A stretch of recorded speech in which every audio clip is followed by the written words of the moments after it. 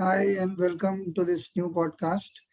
Uh, as as I have been setting up this recording session, I realized that we will be airing this very close to the International Women's Day, and I am lucky to have you as a guest because of several reasons. A couple of things that came to mind when I was thinking about this. You've been a teacher, a mother, a So you really handled both the aspects of working professionally and handling your home, playing several roles. You have a, if I remember correctly, you have a large family as well, and you've taken care of a lot of people. Only as a woman can. That was the thing running in my head.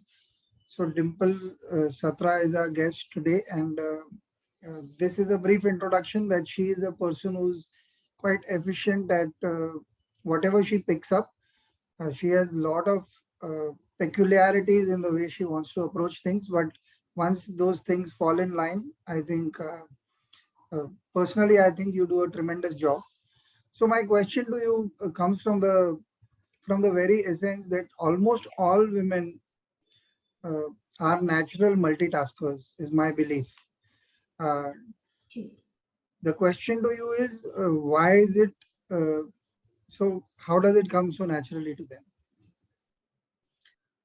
Even a young girl, if I'm blessed with a daughter and also a son, so I can make this out, even as my daughter then he was growing up, and they were like around 5 years or something, and I had left them behind at home to finish some of my tasks out there.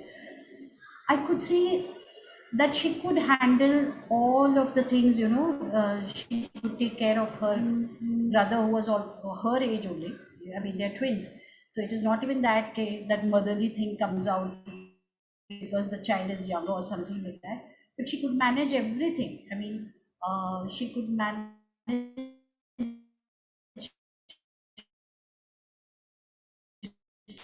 giving snacks as well as having her own inborn from the birth itself. And I'm sure you must be knowing this better because you have a daughter who's a mother to you at times, who's a companion to you, who's everything. You can take those roles. It comes naturally. It is like inborn talent, I guess, for everyone, all the women around. Okay, so okay, in that context, women have been subjugated for centuries now. The idea that they are the quote unquote weaker sex has been propagated by men for their own reasons very often.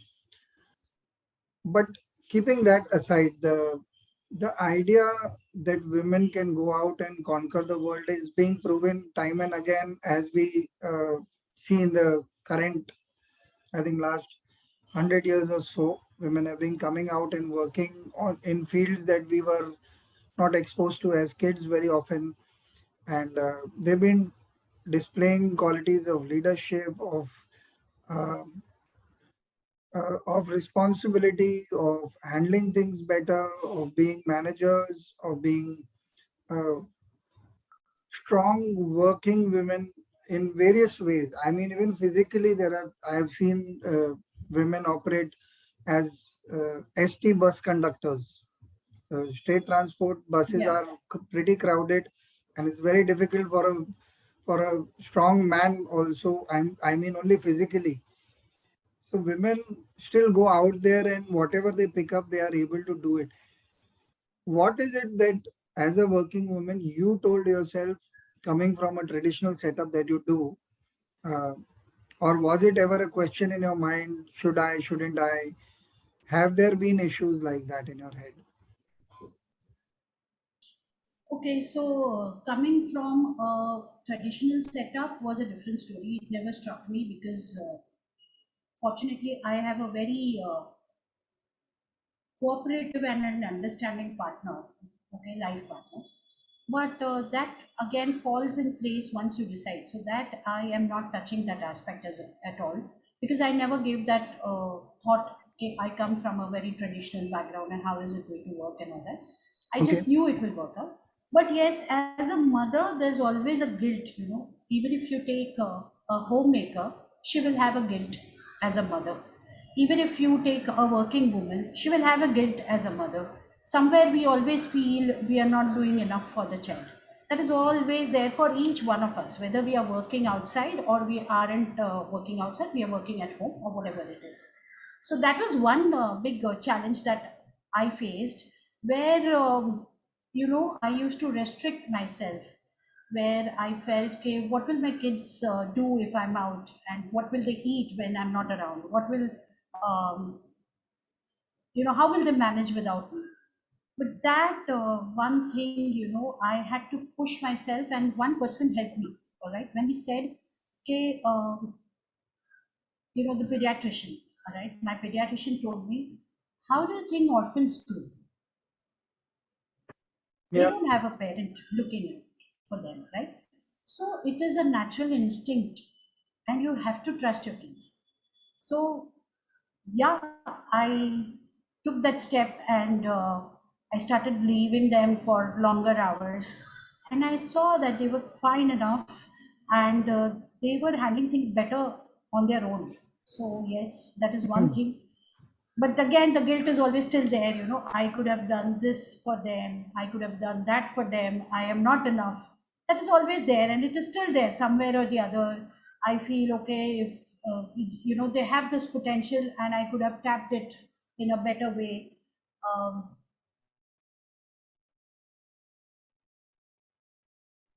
that puts a lot of pressure on myself, because then you expect shoots out to but I guess each one of us face that. I'm sure every woman around me who's a mother has that guilt somewhere or the other. So you just have to trust the process of life, and you have to trust your kids, and you have to trust that whatever you have taught them as values, and Yeah. especially when your kids turn out to be teenagers, you have to trust them even more, because um,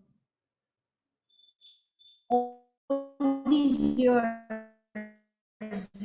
12 years, you have inculcated your values. You know what they have perceived, but then you, over the time, also know what kind of people or humans they have turned out to be, and you can trust them. And to err as human, so keeping that channel open, where they come out and tell you, boss, I goofed up here, and you can always guide them.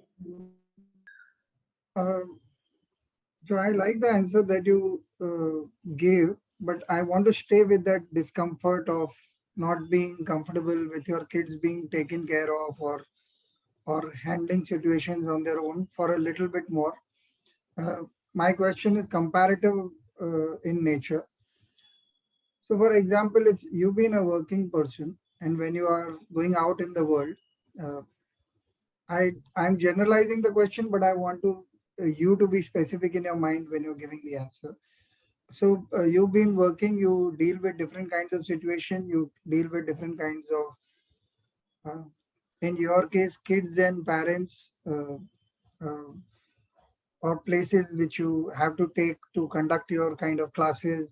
So many different stakeholders get involved with that particular business at that point of time. You have to take care of timings, kids, their health sometimes, maybe because on the day you kept the class, there are enough number of people coming or not coming, or they're coming on time, all kinds of issues. They're differing ways and approaches to what you're teaching them, with so many things being out of control or potentially out of control. You still always have that. Whenever I saw you once or twice at work, you were in control. You knew which kid needed what, or what needed to be exactly done in that moment. So there was this not being perturbed by the situation kind of vibe that you had, in spite of the situation itself not lending itself so easily to your control. So why would you be concerned about something that you've arranged for your kids in your absence? What is the differing uh, scenario in your mind? Why doesn't it be taken for granted that whatever I have done here should also be right because I have really taken care of all possibilities? So I think there I'm being a mother. And when you become a mother, the whole scenario changes. And yeah, as I told you, yes, a lot of baggage I carry on my shoulder unnecessarily just because I'm a mother. Probably I have a lot of expectations from myself, you know. So yeah, that is there. You're right. Actually, things do fall in place. Actually, I don't need to worry. I know they can take care of the situations. They have proven themselves that they can handle things better in Yeah. my absence. But that is how it is. But over the Yeah. time, as a mother, even I am learning. Actually, I believe when you become a parent, either a father or a mother, life comes to a full circle. Things that you haven't learned, you have learned, you relearn in a different way, in a Yeah. different scenario, Yeah. with a different vision. So yes, I am learning, and I have learned quite a few things. And now, as Mhm. teenagers, they are teaching me many other things. Where they come and tell me, "Okay, boss, this is how you should have handled that situation, or this parent, or uh, Yeah. you know." So yeah, they actually come as my savior and take things in their stride, and it amazes me. It really amazes me, and I'm like, I adore them as humans. Yeah. I am head over heels, you know, when they do things like that. But I love being with kids. That is one thing. In each child, whoever comes to our class, I see a very unique personality, and the way they look at things, which is so different than what we see. Yeah. And they're right. So I hope I've answered your question. Yeah, you have. Again, now I want to probe the question from a different scenario.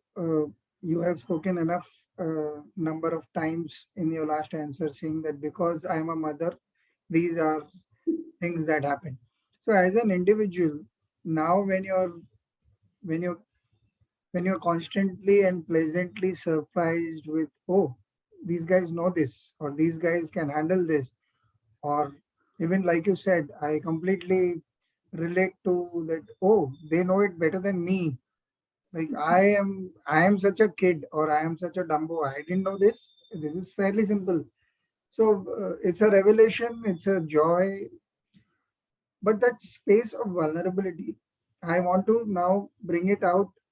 This same thing when it happens to us in our professional circles, this learning attitude becomes a little more stiff, more or less, because here we are open to be taught by people younger than us. Maybe because they are related to us, we can be open with them. Look, I do not know how to handle this. So why can this not be, this kind of attitude not be adopted in a professional circle by us? Do you agree it doesn't seem as easy? There we become stiff and we want to show that we know, and we are not as willing. Does that happen, and why does that happen? to some extent.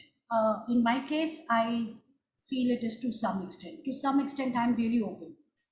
Uh, Basically, yes, because I'm dealing with kids more, and there is no ego when you're dealing with kids. The whole, the whole drama or the whole overthinking starts when you're dealing with adults, because there you feel you're being judged, and you have an image to maintain. But kids, they're very simple, they're very straight, they don't judge you.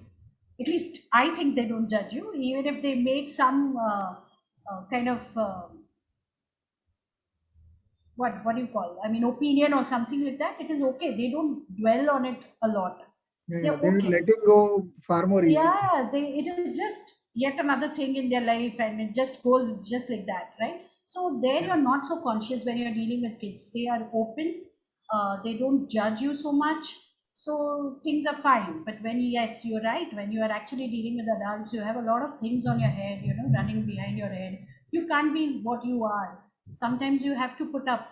But what helped me actually, okay, overcoming all of these things is, first thing, when you have a lot of clarity in your head of what you're doing, okay, so it solves half of your problems. Secondly, you have to understand the other person from where that person comes from. Okay, so if I step into your shoes and find out, okay, boss, you may not have the same perception as me, because what where you come from is absolutely different from where I come from. So it is obviously going to be different. So half of the struggle, or the resistance, I would say, goes down. You come to that level of the person's understanding and explain, or you raise your level where you feel that that person is looking after something else more evolved than you, or maybe seen much better things than you. So things, and you learn from there. So that is how I try to cope up. Yes, there are times when some parents can get really difficult, but as you say, they are your customers are always right. Then you have to leave it. So I was about to say, do you put them for detention like other teachers do to kids? So 1 hour Well, punishment for parents.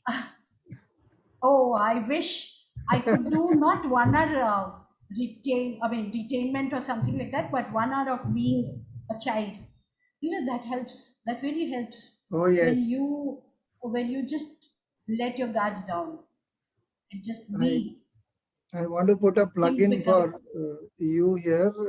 Whoever is seeing this podcast, my kid had attended Dimple Ma'am's the class.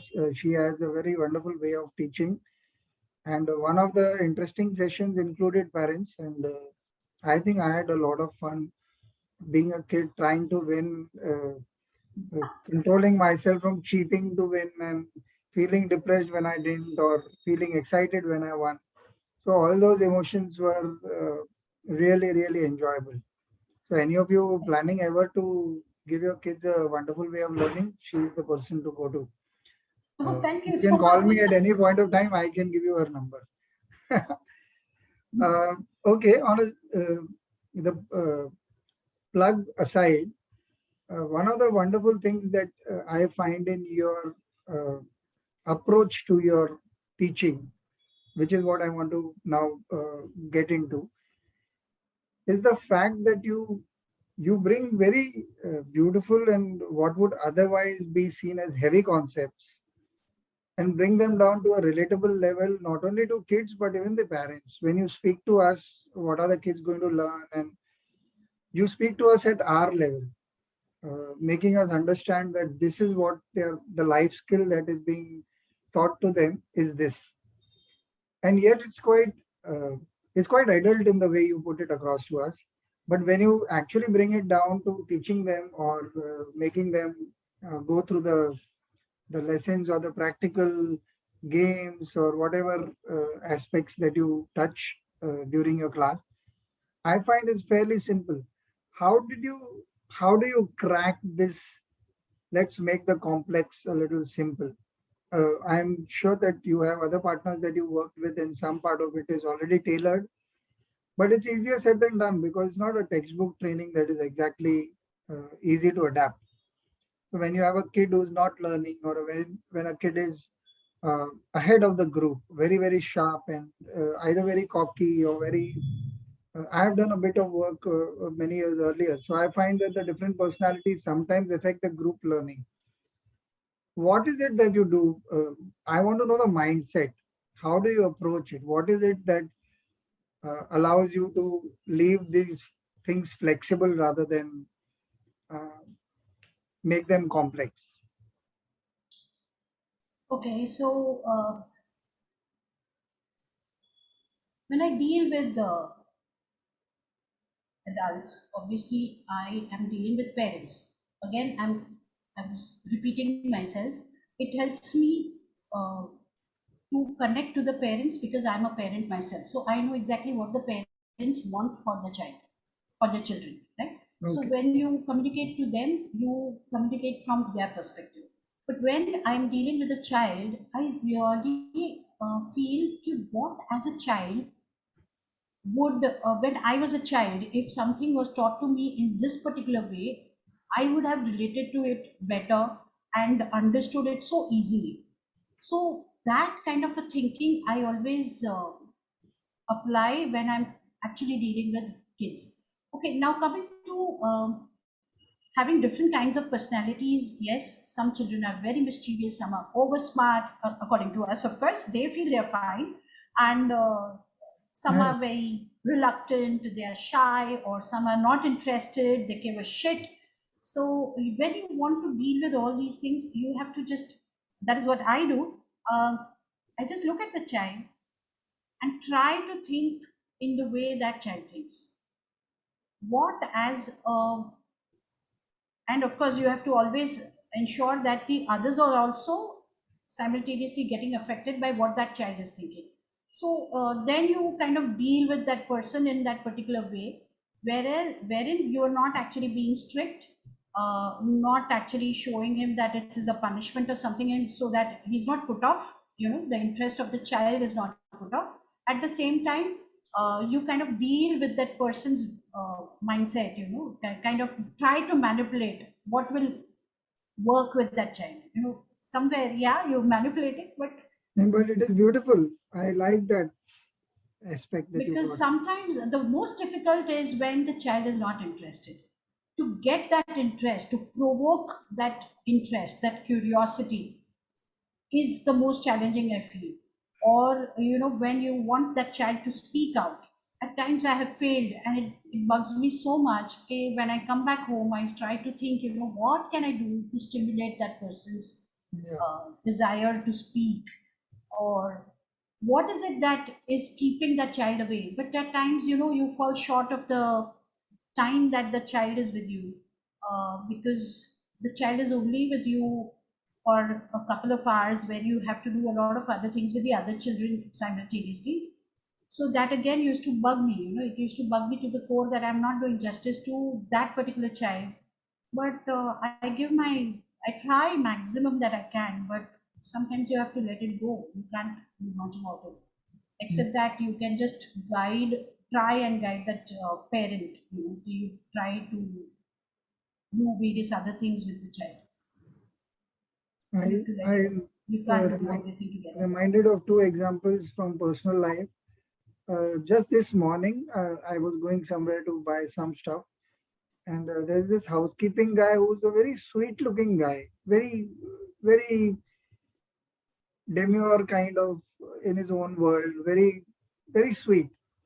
And I always keep either winking at him or just saying hi or smiling or just uh, essay, like keeping the atmosphere very light.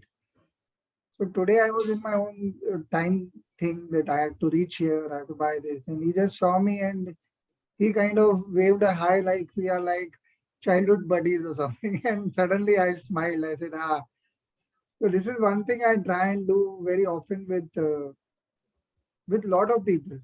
Off late very consciously as well because I've realized that it really does take nothing. It's just that whole thing Correct. of what you said that you just try to understand life from that person's perspective.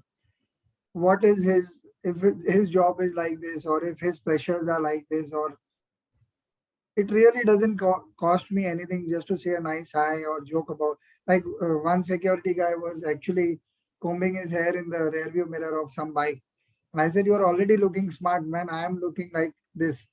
So he laughed. He says, "Yeah, yeah," and he just did this and he smiled and went away. So this was one thing that I relate to, that we are all kids inside. We just need a nice, kind word, and we are all okay. We just need to be acknowledged. That's it. Yeah, we just need to be acknowledged. The second thing that came to me is what I try and do. I don't know if it helps you or this. If I meet people with kids in the elevator or the lobby or any such place where like it's a space where we are near each other, I always play this low five game with them. And when they are about to touch it, I just pull my hand back. So now that whole survival instinct that I have to win, even in a small kid, you will find that it's very strong. So second time you do, they do it with a little more vehemence. You again pick it back, pick your hand back, and then the third time when you do it and you give it to them to win, they are your friends for the next 5 minutes, 10 minutes. They keep looking at you, and sometimes if you do it secretively that their parent doesn't know, they are thrilled to bits. Like it acknowledges their existence in a manner where look, we are equals. Like this guy, sometimes they give me that look, "Okay, this adult is not so bad." And it always works. And It I gives think right us up a to this, kick rather than, more than them, it gives us a kick. yeah, yeah, I am also generally happy because one of the things that irks me about used to irk me, not so much now, is when children are very serious or very stiff. I find no, this is not your age to get bogged down about your parents saying yes or no to something. Just chill a bit. It's okay. It's okay. The only thing, or sometimes I just give them this conspiracy kind of wink, and they are completely scandalized. This adult is acting like a comedian or something. And they are like, and some of them are like, they come back at me. And it's very good, this whole. So, certain few things that work. Um, I like this because these are values that we need to propagate, and that's the whole objective of this workshop. That we're all trying in different everyday ways to just lighten the burden of whatever we can. So, one of the aspects I want you to talk about, uh, life has been very challenging for most of us in the last 2 years in various ways. In various ways. Uh, I want you to speak as a parent and as a teacher. What are things that didn't work or that worked for you with kids specifically during these last 2 years? In terms of, uh, even we didn't know what to do. Like if you were told just sit here, you are not supposed to get out. Ration shops are open only for 1 hour in the morning, and you're rushing, and bread is not there, and butter is there, or all kinds of chaos was happening. And the kids were trying to figure out what is wrong and why aren't we going to school, and the burden of online education and all kinds of things. As a parent and as a teacher, would you want to share some experiences, both bad and good?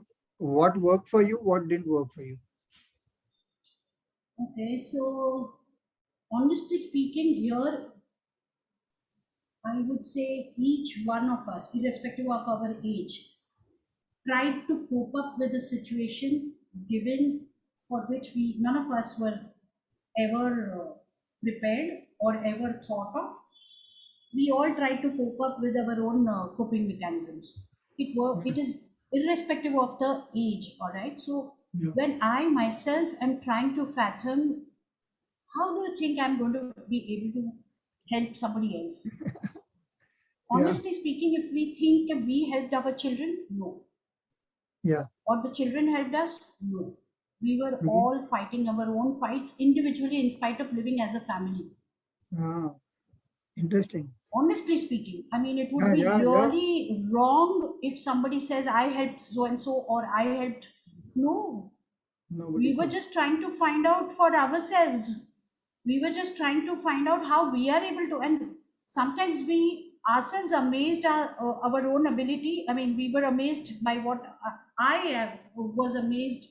Okay, I could do something and I was so disappointed. I never thought I would be reacting in a particular way in this kind of a situation. So it was a surprise actually, for our own selves. When we don't know ourselves, we couldn't understand the situation, and we were just trying to एक डूबता क्या दूसरे को सहारा देगा ऐसा type था यार. Very, I very, mean, very so good if I perspective. see, oh, if I see how my husband coped up, how my mother-in-law coped up, how my son tried to cope up, or my daughter or I, we were all actually having different reactions and different ways of coming out of this. And I think we are all, whoever, the whole world, whoever, we are all brave to be actually facing it and coming out right now. True. And yes, as you said, तो कुछ, I mean, we if we think our problems were like वाह बहुत बड़े थे, sorry, वो दुनिया में इतना गम था कि अपना गम कुछ कुछ नहीं I था. know. That Barabar. song, कुछ नहीं था. तो if those people could come out, they're still surviving, boss. We don't know what as humans we can do. So वो क्वेश्चन का तो आंसर पता नहीं है क्या है. What नहीं, worked out for me, what didn't work out for me, it is, I don't know how to answer that because yeah. My particular answer sometimes to myself has been that one has to be grateful for the gifts of both life and good health. absolutely, Life and good health, because absolutely, so many young people younger than me passed away. Uh, it's heartbreaking because you didn't have an answer, and we didn't even know what the problem was to start with. It's taken us 2 years to realize whether the vaccine works or not. It works, it doesn't work. There are all kinds of things. Dose number one, two, three, every year you're going to get one. All kinds of conspiracy theories and your own beliefs, your own limitation of being in a constricted space with people. I read a very nice thing where people who had it's a very harsh way of putting it, but offsourced their parenting to schools and classes and all kinds of hobby classes suddenly had to deal with their kids on a 24-hour basis. They didn't know how, they didn't recognize their kids. Oh, my kid is actually like this. And the kid realized, oh, my parent is such a uh, quirky person or difficult to live with person. You're absolutely right. I think it's a very wise perspective to understand that we were all as helpless as the kids were. It's not that we were in control and we were giving something. Um, so, okay, on the same lines, my question to you is that if this is the learning that we take home, that any situation that comes to us needs us to learn how to adapt and grow out of it, no matter how bad. Has it changed your perspective about daily existence in life now that the pressure is not as much? It's still there. I don't think any of us has come completely forgotten, oh, there is no COVID anymore. I think it's always at the back of the mind, oh, we don't know what's going to happen. Some part of it. At least I sometimes think, let's not take it for granted too much. But has this helped you learn something that you've adopted in uh, daily existence, your work, your parenting, or anything at all? big time. And I think whether we all are, you know, agreeing to it or not, it has hit all of us. It is just that you need to sit back and acknowledge it. The fact that we have been taking each and everything for granted so far. Yeah, I think whether we agree to it consciously or not, subconsciously, we all know that nothing can be taken for granted. Even the chirping of the bird or the falling of the leaves or everything yeah, can't be taken for granted. I mean, you have can't to be be taken. present there. And you are present there. Somewhere, I feel all of us, consciously or unconsciously, have come to that point. And we had this big time lesson. See, now that we've come out of, even I have been in the hospital and ICU and all of those things. All said and done, there was a period where I was scared, more worried about COVID and all those things. Today I sit here and say, boss, तुम हो कौन यार, तुम्हारे हाथ में है क्या? जो है वो ये है, just enjoy it, just enjoy the moment, be there, don't worry. Just, it is a process of life and you are nobody. You just have to take it as it comes. जो है वो उसको enjoy करो, that's it. And you have to be consciously present there. So as a parent also, I see them as individuals and no more children. Mhm. uh, I try to make myself, you know, I try to remember that boss, I'm nobody. मैं Deep सोचती हूँ parent. मैं इनको सिखाती हूँ, मैं वो सिखाती हूँ, कुछ नहीं बॉस, सब अपनी अपनी जर्नी पे है. Yeah, I think I want to call it deep parenting. I don't know, सब अपनी जर्नी पे है, कोई किसी का कुछ नहीं है उखाड़ सकता है या सिखा सकता है. ठीक है, to each their own. And we all are fighters, that's the natural instinct. Whether मैं हूँ और कोई है, कुछ भी है, वर्स्ट सिचुएशन में कोई बंदा क्यों नहीं है, वो नेचुरल इंस्टिंक्ट है तुमको. या सिर्फ चॉइसेस है कि तुम हंस के ले रहे हो या रो के ले रहे हो, वो सिर्फ चॉइस है, बाकी तुमको आना तो बाहर ही है. वो कैसे Yeah, आते हो तुम सोचो. That's what I think. So it's a beautiful answer. It covers a lot of provocation for thought, I would think. Uh, I don't seem to have any more questions today. It might turn out to be a shorter chat than we thought, but I like the ground that we've covered as a when we started this conversation, I kind of introduced you as a mother, as a teacher, uh, and as a person who's managed both her professional and personal lives well. Luckily, I seem to think that we've covered questions that covered all of these aspects nicely. So, thank you for spending time with me today. And Thank I you for having this chat. In fact, I never thought this podcast could be so interesting. I was always skeptical, as I spoke to you earlier, but I loved it. I mean, I can go on and on right now. I'm in that mood zone now. I guess that's the idea. To be honest, a lot of my guests have had different approaches to what they see the podcast as. Some of them have seen some parts of it, but the living experience of being on camera and discussing things which are otherwise, I think, only spoken about in coffee shops when we are together in a with people whom we are really open with. The idea is to create an atmosphere that, like you really said, the last line, it's going to be all right.